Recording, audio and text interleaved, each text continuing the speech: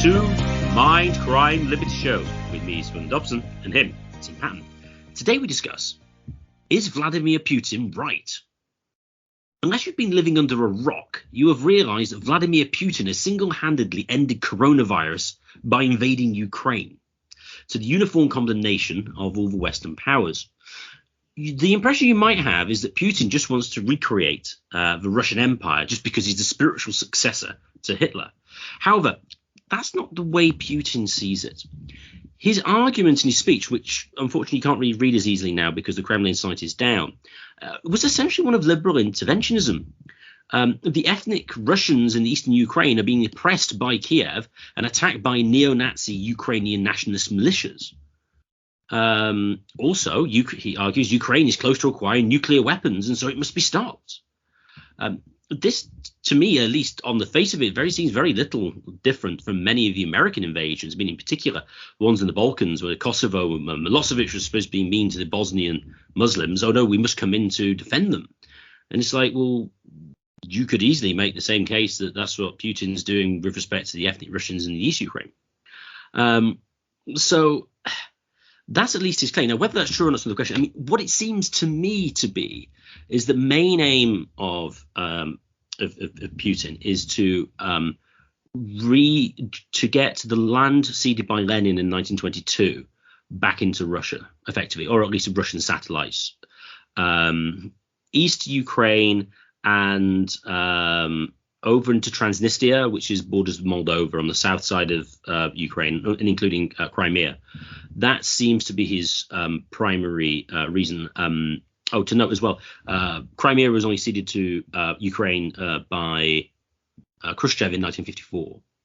So this land is relatively newly Ukrainian, which of course they didn't care about because it was part of the Soviet Union at that point. So it was all on the right side. But leaving that aside, as to whether that is actually his real reasons or not, and that would be primarily for sort of geopolitical reasons. You might have heard like warm weather ports in Crimea, and there's mining and reserves and things in the east.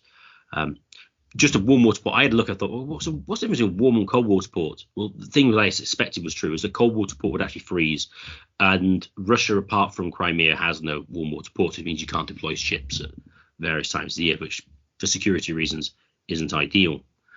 But going back to Putin's alleged the reasons he claims are his reasons for going in. The interesting question here, I think, is this. Could you argue that Putin's invasion is a just one by the conditions of classic just war theory? And just war theory tends to have 5 conditions: proper authority, probability of success, proportionality, that is the violence proportional to the objectives, last resort, and just cause. Proper authority, I mean, nobody would, he's clearly the leader of Russia, so that's not really an issue. He can clearly win. Well, if he just goes for the East, he can clearly win. Trying to control the West might be difficult because he could have a guerrilla insurgency for a long time because there's far fewer ethnic Russians there. Is it a last resort?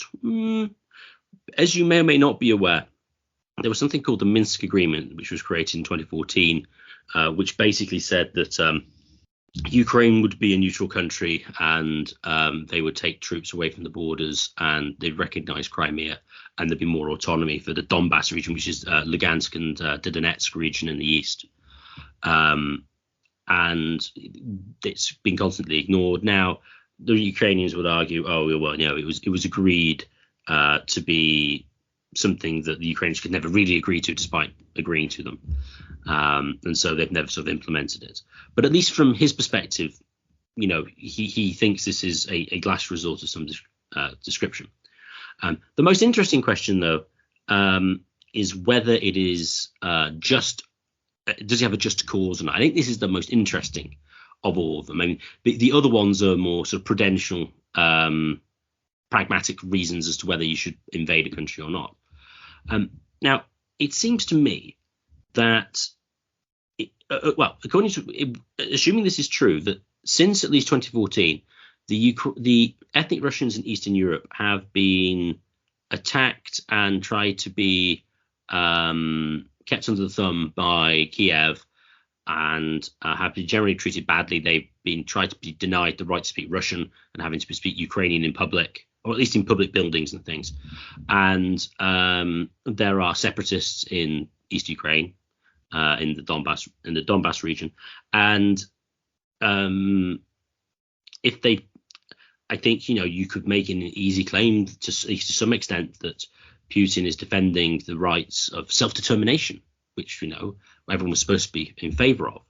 And so I think that, at least on the face of it, seems in principle reasonable. Similarly, you could make the claim for Crimea as well. I mean, Crimea is like 70% ethnic Russian, who had also had a referendum not only in 2014 but also in 1991, which had like 90% of the population voting, wanting to stay part of the new Russian Federation, which was then ignored in the early 1990s. So I think you could certainly make a defense of that. Now, whether or not it's necessary to go and try and take Kiev and to try and force them to be a neutral country, I think that is a little bit more not immediately as obviously justifiable. But if he were, for instance, just to have sent troops into the Donbass region or more to Crimea, then that, I think, at least on the face of it, seems to be a relatively reasonable action. If one takes sort of secessionary groups to be legitimate, which of course I do. Note, interestingly as well, under the Ukrainian constitution, the eastern Ukrainian areas cannot have a referendum to leave Ukraine unless the entirety of Ukraine vote. So this would be like, in the case of the UK, an independence referendum for Scotland, meaning that Northern Ireland, Wales and England have to vote as well. Now, in that case, Scotland probably would have left because I think a lot of England would have voted them to leave.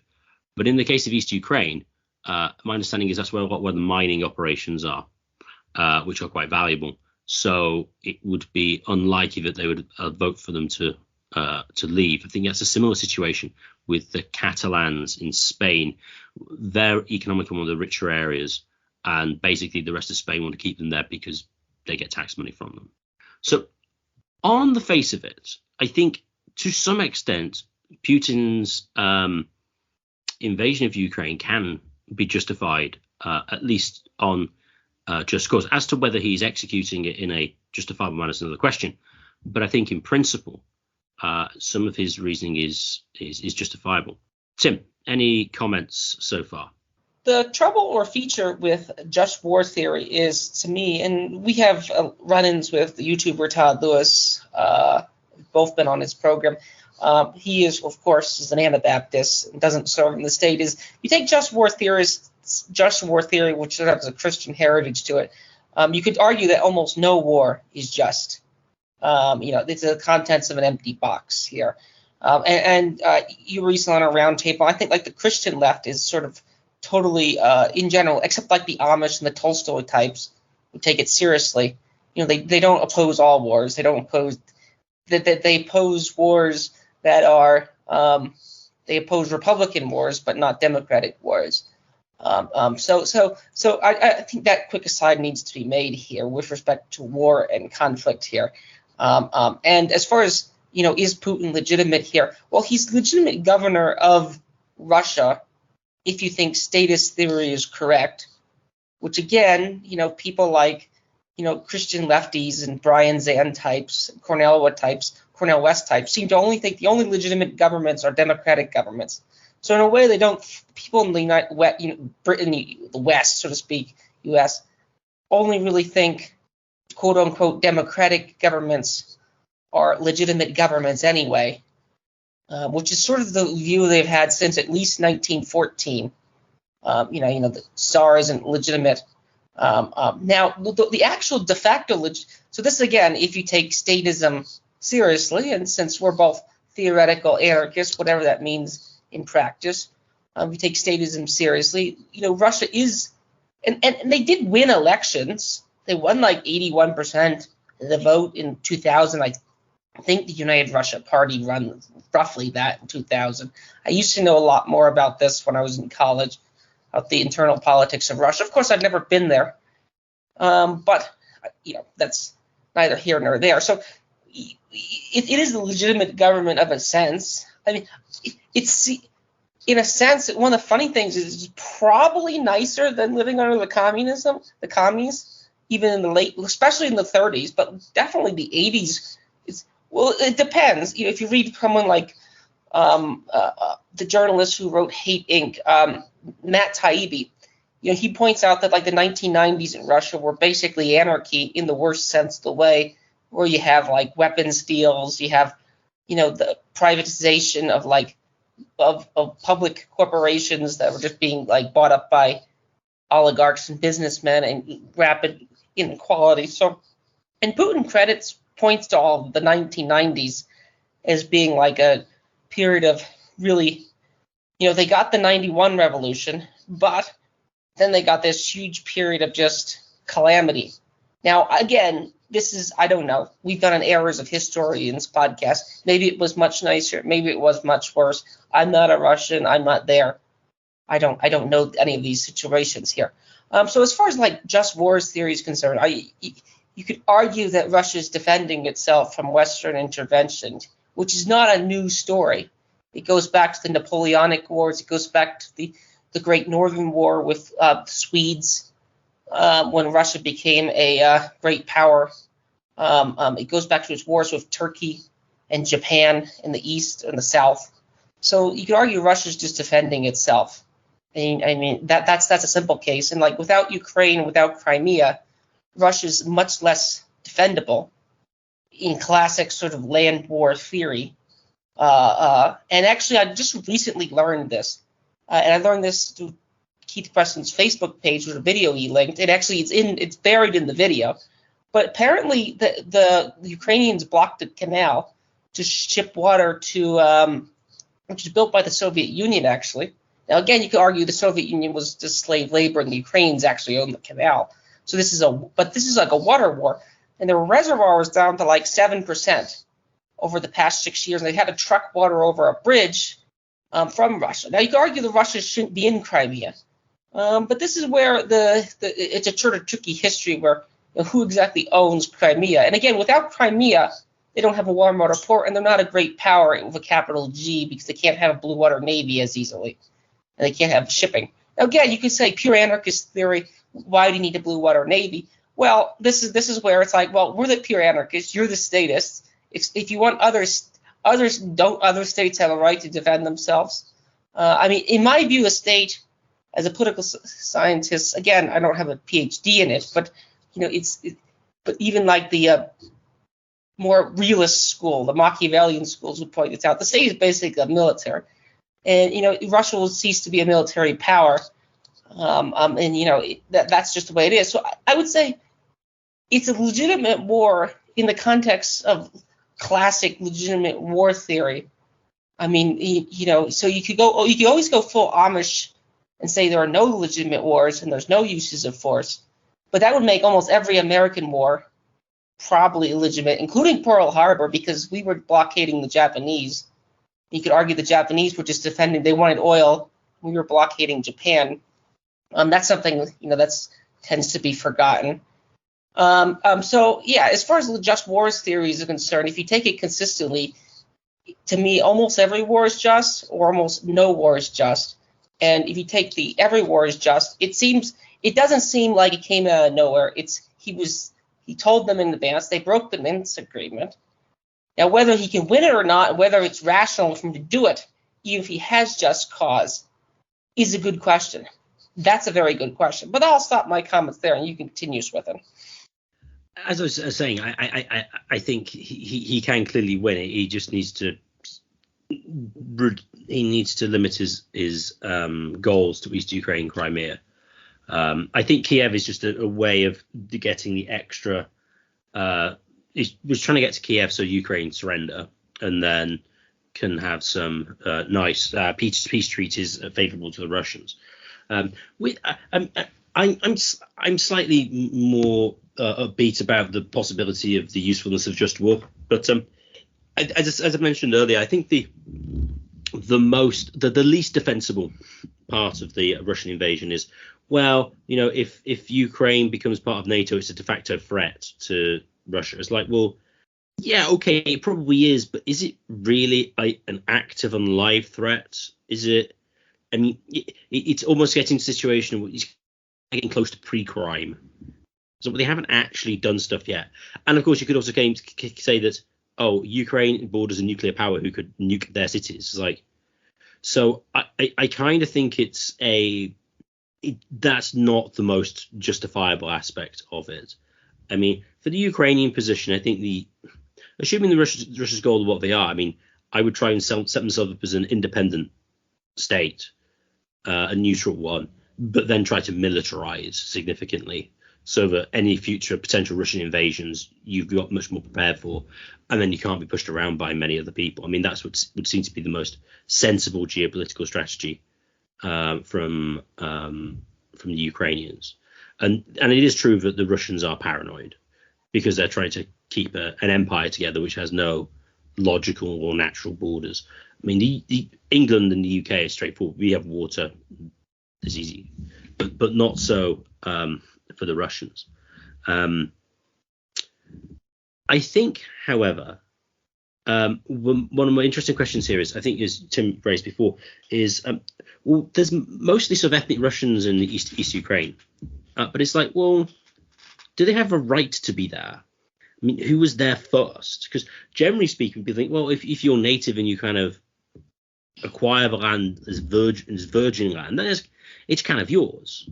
So the question arises, well, do the ethnic Russians actually sort of have title, as it were, to East Ukraine? Now, obviously, I'm talking as a group, and you could make the claim that only individuals have title, but, insofar as maybe, I suppose, if you wanted to go for like a hypothetical contractarian view of a leader, or just that there is a representative of some description, irrespective of whether they're voted for or even do sort of share the interests of the rest of the East, the ethnic Russians in East Ukraine, whether or not they're the ones who are justifiably there, rather than say the sort of like the more ethnic Ukrainians. Although I've heard the argument that the ethnic Ukrainians and ethnic Russians are very little different to each other. But anyway, so historically speaking, apparently Russia only comes up into the Crimea in the late 18th century. Prior to that, I think it was owned primarily by, well, you had mostly Tatars there, who were a Central Asiatic people group, similar to the Turks in certain respects. The Crimean population goes up to mostly ethnic Russians when Stalin deports the Tatars and replaces them with ethnic Russians. Stalin did this a lot to divide the. Now, I don't know exactly what the designation was within the Soviet Union, but it was part of the Warsaw Pact countries or some of the genuine sort of Soviet republics. You send ethnic Russians in there to sort of divide the population effectively, and to break any sort of secessionist and ethnic belonging, or at least reduce it. So Stalin deports the Tatars to Central Asia, and then after Stalin does that, the Russian population of Crimea goes up to 71%. As to the Donetsk region, apparently the Russians only turned up in the 19th century, although I have heard as well, though, that basically who you could call the Ukrainians, although, I mean, talking about the Ukrainians might seem to be somewhat of an anachronism, because as to when Ukraine as such existed, I'm not entirely sure. Some have claimed that Lenin was basically the creator of Ukraine, but it would seem to be that sort of who you might consider the ethnic Russians only turned up in the late 19th century. So the question is, was anybody there first to begin with? And if they did, well, do they have rights to it? But then, of course, if they hadn't mined the metals and things in the region, would they really have kind of title to those specific sorts of lands? So I think we get here an interesting problem of, well, whose is it really? And this is similar and this is more like a geopolitical version of the reparations discussions we've had in the past. It's like, oh well, that's slave labor, slavery is wrong. We need to compensate them somehow by the descendants or whatever of the slave owners. So it's sort of a bit like that. It's like, well, okay, who has the territory? I mean, and again, this is an issue which pervades many conflicts. So, for instance, disputes with the Indian tribes in America. Did the Indians own all of America, or did they only own parts of it, or what proportions, etc.? Of course, you've got this in Ireland as well. My understanding is Ireland, you predominantly only get sort of English settlers under Cromwell, although I could be wrong with that. And so, whether or not the people sort of descended from the English there are legitimate is another question. Although the Scots, interestingly, originated in Ireland and then went back to Ireland, but then there were Scots, and so they were invaders. You also then have Israel as well. I should be Walter Block has debated on before, claiming that, well, the Jews have these documents claiming that, well, these lands where all the West Bank Arabs are legitimate Israeli territory, or at least Jewish territory, and so therefore you should leave. So I think once you start drilling down here as to, well, who sort of has legitimate control over these areas, I think things get somewhat murky. Tim, have you got any initial comments on who could be genuinely considered the just owners of these sort of pieces of territory, say in Russia, but then also more broadly with respect to America, the Indian tribes, or Israel, etc.? Well, this to me is one of the reasons why I got into libertarianism. It's not necessarily a purely I like libertarian thinkers because I think libertarian thinkers are aware of unlike the Marxists who do a lot of trickery, and as Hans Hoppe points out, they'll talk about the enclosures, they'll talk about land grabs and so forth, but they don't drill down and ask, like, well, how exactly does any individual or group come to own a territory? Now, the only other group that is like the realist political scientists, you can study theories like neo-offensive realism, and it just basically states that it's just basically an updated version of Machiavellianism. It's amoral for one thing. There's no moral. There's no justice. It's not just. That's so like your comment on just war theory. I sort of, no offense, I rolled my eyes on it because in a sense, the state, the owner of a land is he who controls the land, occupies the land, and maybe uses the land. But that's like only a maybe. So you have sort of de facto and de jure. I forget that there's some Latin or Greek word about that. If Putin controls Crimea currently, now could NATO in the West undermine him? And he doesn't, actually a palace coup happens like Gaddafi, it falls apart. That could happen. That could easily happen. And I think Putin fears probably himself being Gaddafiized. Gaddafi gave up his nuclear weapons, and within a few years, NATO basically sent a whole attack squadron against Libya. Now, of course, there's slave markets in Libya. Before it was just tourist hotels, and I think they kept the tourists safe and they kept both things separated. But now it's basically a dump, which causes migrants to flow north across the Mediterranean to escape this dump created by NATO. So the person who controls the land, again, see, all non-anarchists are statists. Okay, so people will laugh at anarchists, but then they'll turn around and complain about certain states. But I still don't really know, like, what is the other than like pure military force, which is how Israel and the United States secured its own land. It's how Britain secured its land. You pointed out how England has an ocean and Russia's not a country, but this just becomes like, well, countries that don't have natural borders are just harder to defend. There's an interesting idea I've thought about. There are papers about this. It's like, the relationship between geography and culture.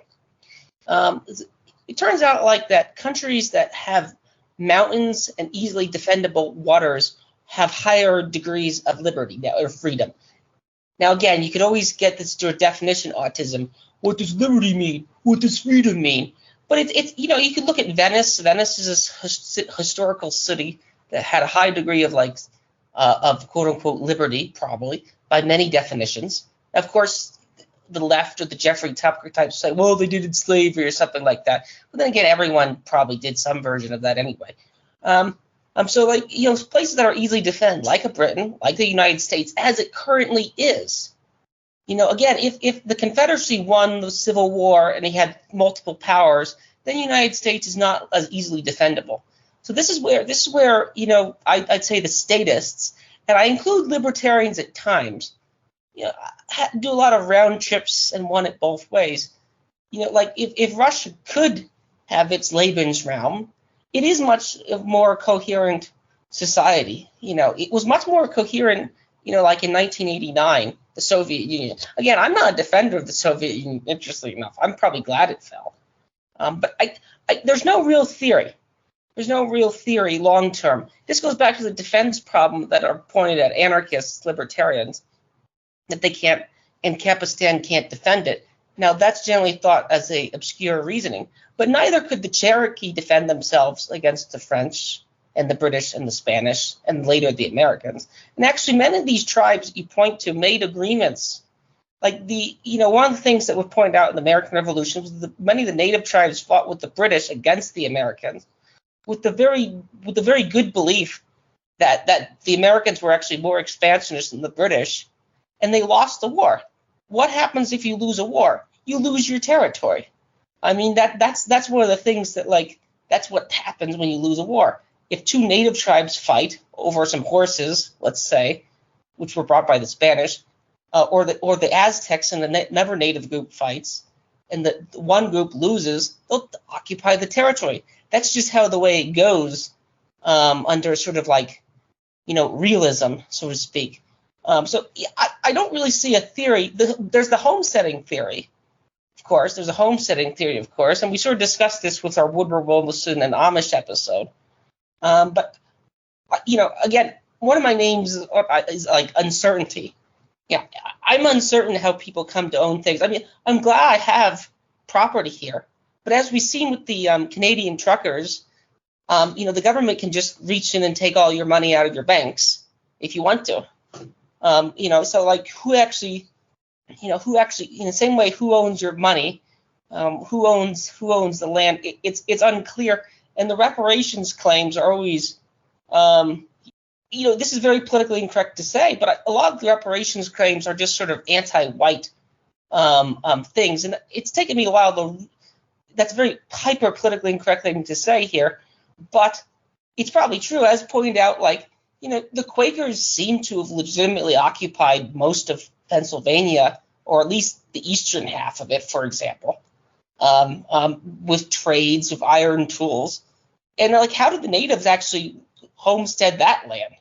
And this goes back to the class of civilizations argument here, where when you have comparatively different degrees of development, you run into problems here. And very few people are primitivist hunter-gatherers. Even though Kevin Carson sometimes talks like one, I imagine doesn't live like one. So it's unclear, other than the sort of military force way. That seems to be the only real reason. Sorry for a long tangents with him, but that's my long reasoning about your sort of reparations argument. And it is a version of it. But as you just say with Ukraine, there's lots of population transfers. And so many of the ethnic Russians that live there, from my understanding, they weren't always sent to Russia. When we were sent from St. Petersburg to the Ukraine, from my understanding, it wasn't always voluntary on behalf of the Russians that went there, or entirely voluntary to begin with anyway. It was a transfer on both ends. So they weren't very happy with it. Not in all cases, but I think in some cases. But that's my comment. Oh, yes, that's certainly true. Well, I don't think Stalin was going, would you like to go to Belarus? How would you like to go to the Crimean Sea? It's like I don't think that was a kind of a question that Stalin asked people. So yeah, I mean, it's interesting. I mean, I think clearly when it comes to ownership of virgin land, now I have engaged with some political people with political theory informed by sort of the Thomistic tradition, who have tried to make the claim that, oh no, but virgin land doesn't exist. So it's like, no, we need to go talk about common good. You know, there's no such thing. We can't have these abstract liberal experiments about homesteading. It's like, but I'm pretty sure there's like tracts of land today that are disputed. It's like, how do you determine who owns it? It's like, but they refuse to give me an answer, because I wanted them to tell me who the Walter Block of Thomistic political theory was. They don't have one, which was kind of disappointing, because I would have been interesting to read what they would have argued. But there's clearly disputed territory, and there's clearly bits that are like effectively unowned. I mean, good example, Liberland is. Question. I'll also throw in, if you're a Jeffrey Tuckerite or if you're an open borders advocate, technically you should be entirely, like, one of the comments we had on our Keith Preston Israel thing is, why shouldn't Jews living in Cairo or Germany or United States be allowed to go to the Palestine and just build homes, hospitals, and schools and then defend them? I don't really see, I don't really see an argument against that. And vice versa. Why shouldn't my ancestors from like 20 generations ago came from England to United States, not 20 generations, and set up, a life here? I mean, why not? If you're an open borders internationalist, you should be. Of course, they would argue that it should be under a one world government minarchy of something like that or something like that. But if you add that in, it gets even more bizarre.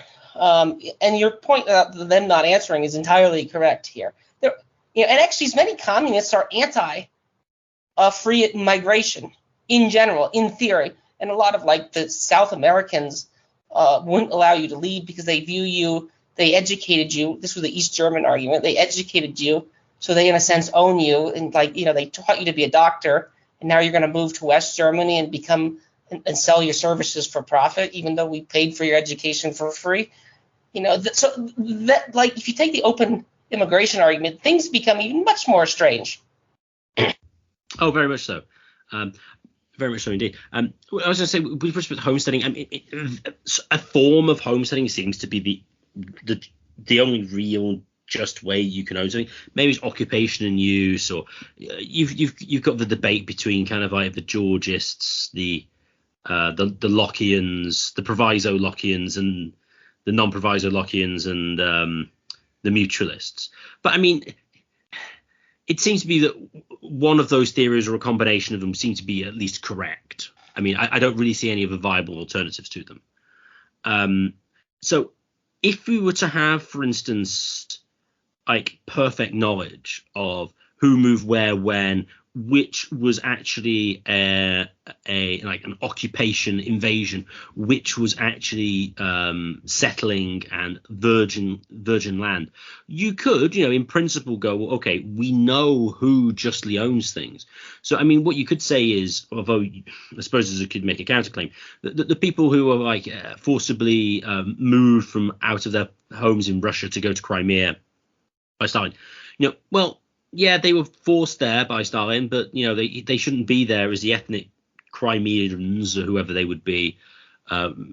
Maybe it was the Tatars, but I suspect the Tatars displaced somebody else.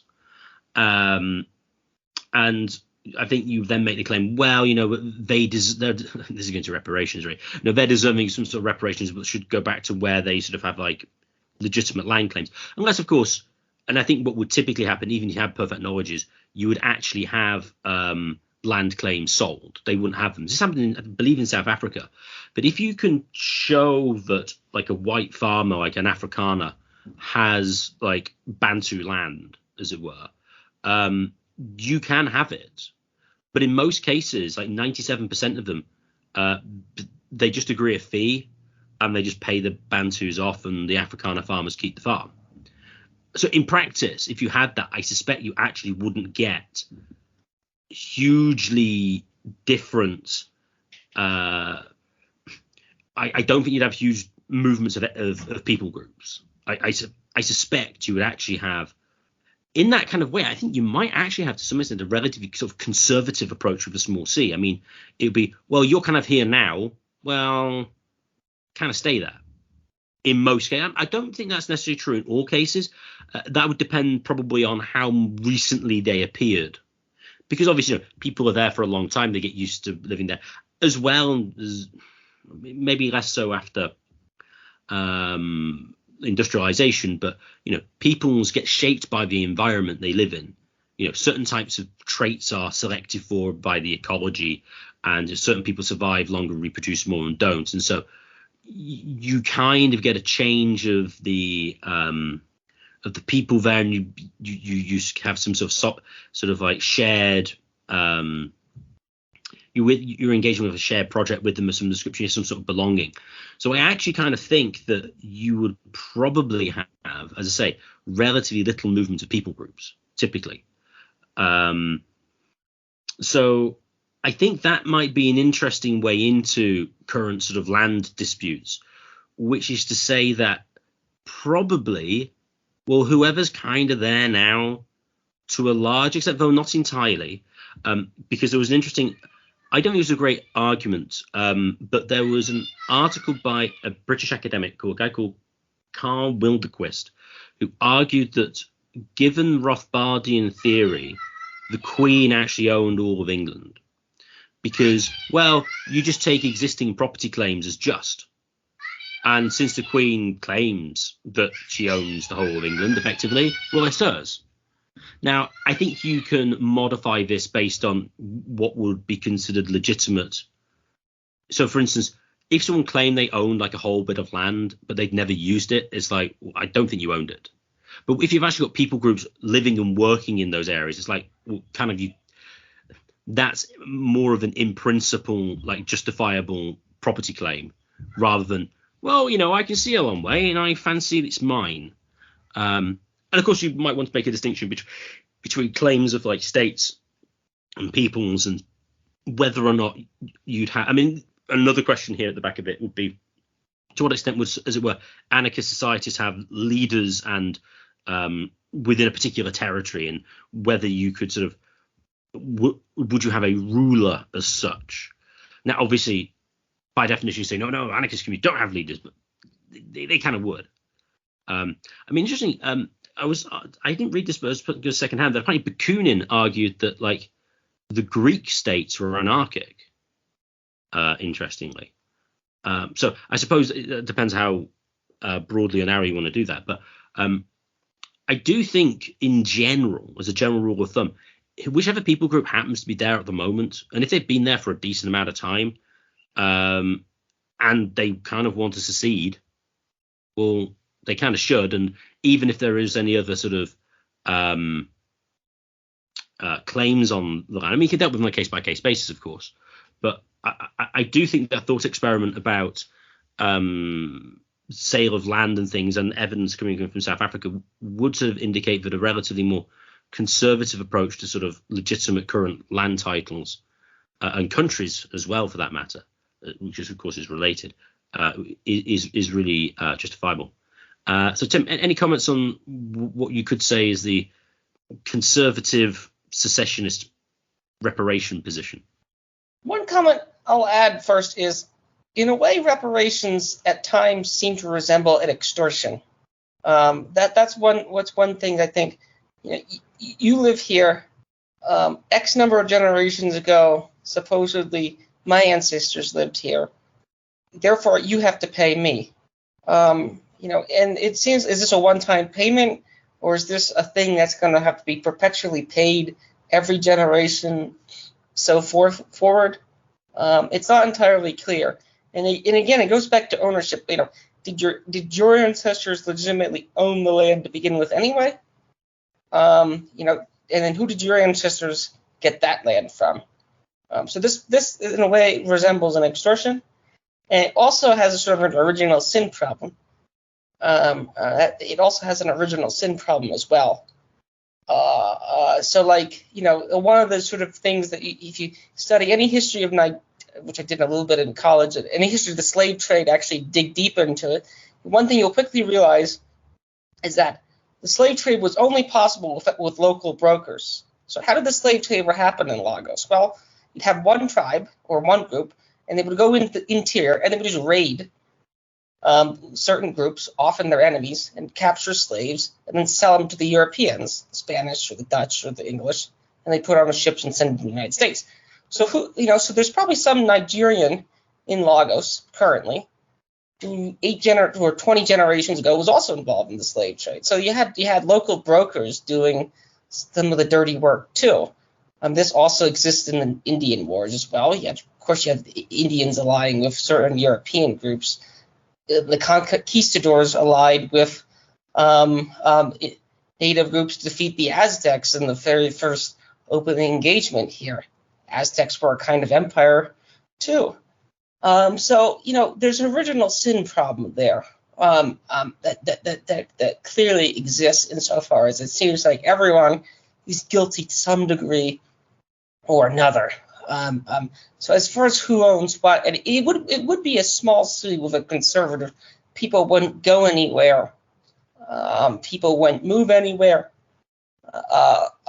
So in this sense, the liberal internationalists' order here only in a way exists thanks to the U.S. Navy and the British Navy, arguably, formerly.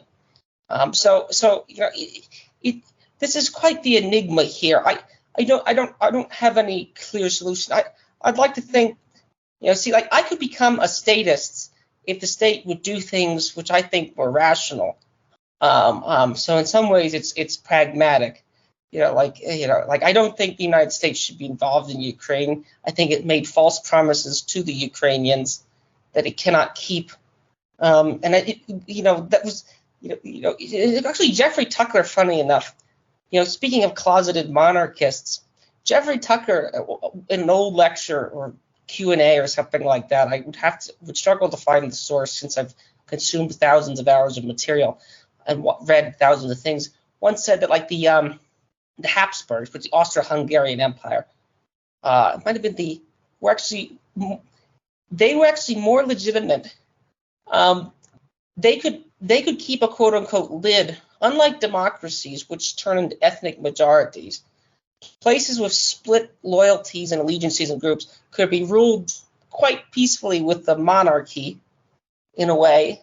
So you have the Austro-Hungarians, they're a monarchy of some variety. Now I'm not sure if Ukraine was. I don't think Ukraine was part of that. But the example works in a sense. You could be ruled by a monarchy because you're not really running elections, because elections in places, multi-ethnic elections generally go quite poorly. Look at Lebanon, for example. You have 50-50 Christian Muslims. Nigeria has the same demographics at this point too. And basically each election becomes like a mini civil war. It's not you don't have any Roger Scruton, John Stuart Mill's shared vision.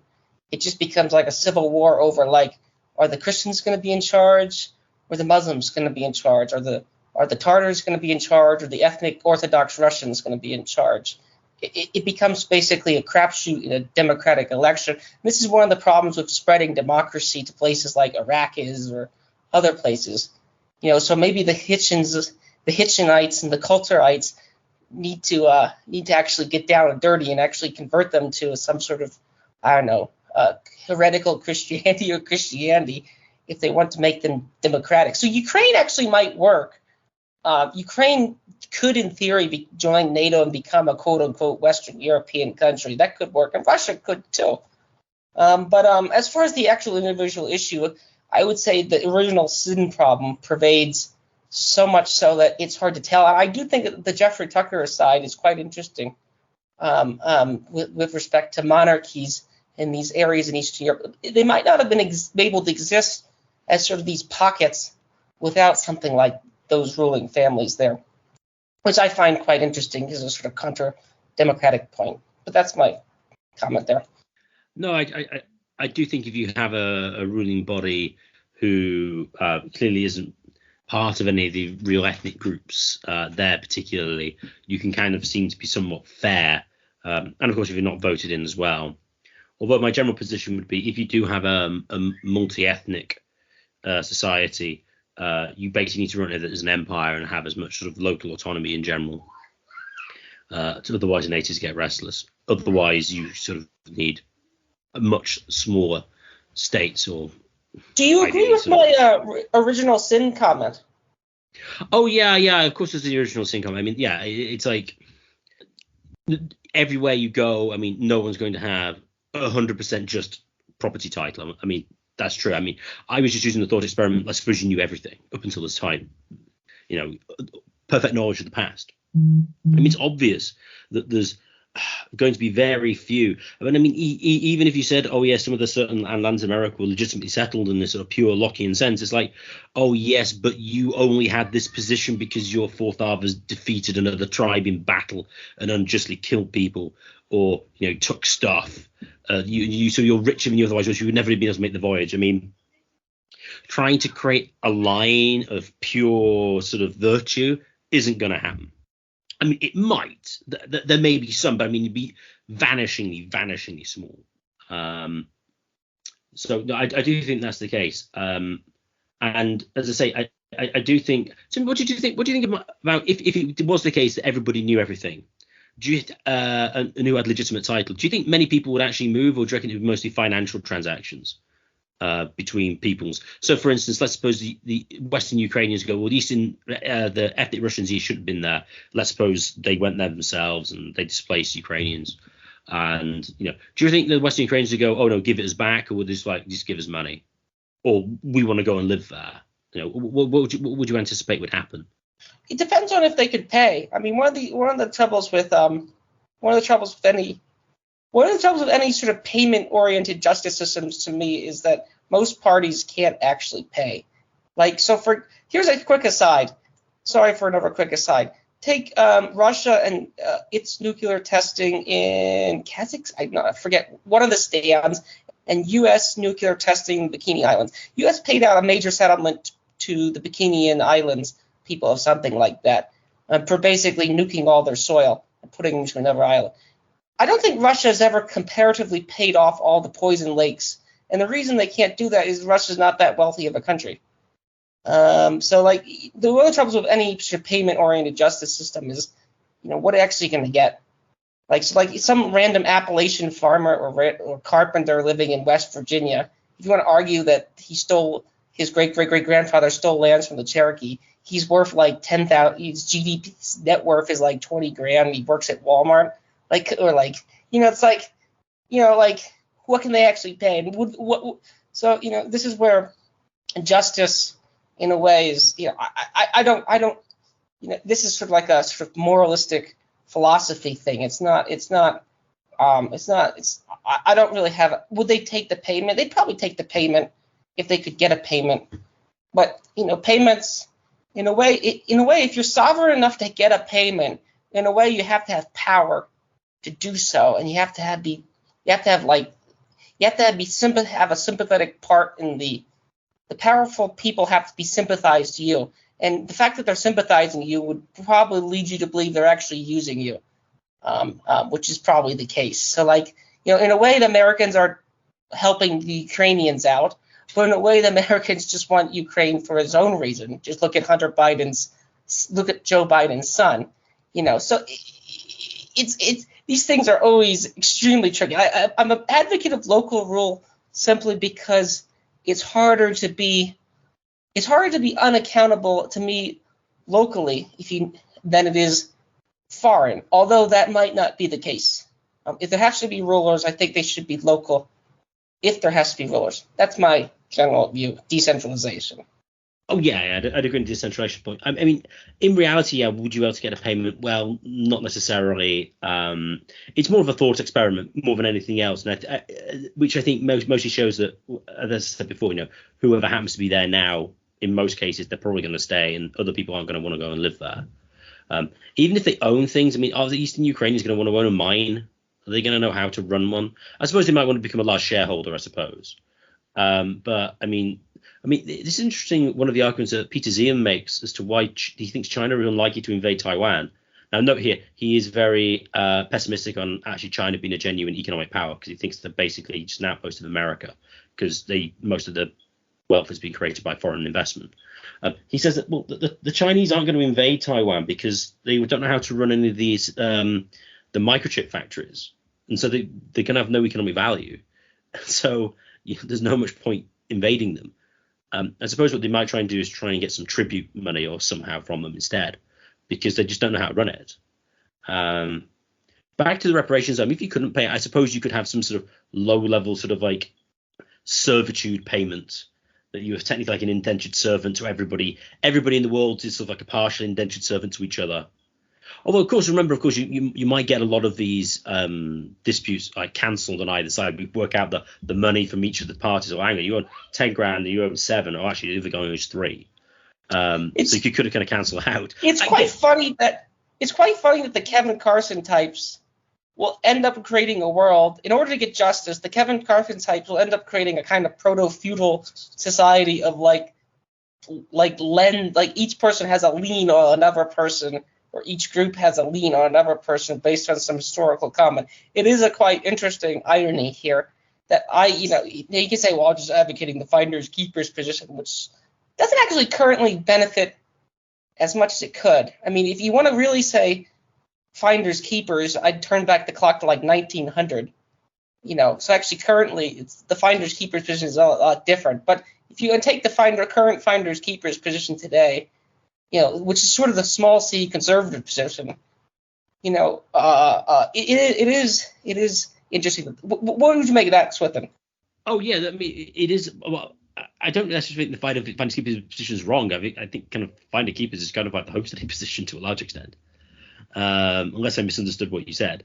Yeah. So yeah, no issue with that. That's all really. So we're coming to the end now. Tim, have you got any final comments into the whole Russia invasion of Ukraine, or just in general sort of just statehood? Well, no, that's not just statehood, is the wrong term, but who on topic of who has which people's groups have legitimate claim to particular plots of land? The de facto answer is whoever has a military and whoever has international recognition from other military powers and then whoever uses them, and like the U.S. government is sovereign because the U.S. government has use of it, and local people don't. I mean, this is Robert E. Lee and Jefferson Davis figured this out firsthand with at places like Shiloh and Gettysburg, and every other society has a similar conflict where the central government established its role or didn't, or another government came in and established its role and kicked out the local government. So if you start from like an empty monopoly board, and you start out all the pieces out, certain pieces have collected certain scraps of land, and different pieces have different sort of traits and different sort of advantages and disadvantages. So that's, to me, the neo-offensive realism position, which I sort of learned in political science in college. It's sort of like an updated version of Machiavellianism.